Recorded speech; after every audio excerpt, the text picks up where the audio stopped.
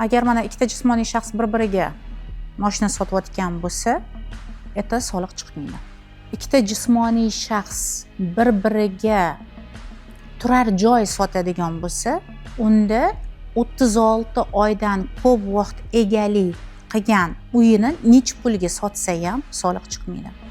36 oydan kam bo'lsa, unda o'sha kadastr qiymati yoki olish qiymati minus sotish qiymati o'rtadagi farqdan 12% podoxodniy chiqadi. Bu juda ham katta soliq bo'ladi.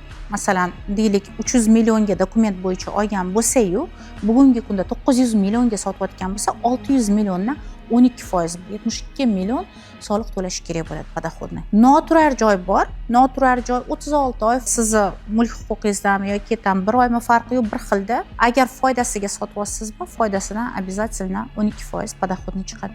Jismoniy shaxslarda shu oldi-sotdi, uy oldi-sottisi, mashinani oldi-sottisi shunaqa bir-biridan farq qiladi. Mashinada umuman nalog yo'q, uy oldi-sottisida ehtiyot bo'lish kerak.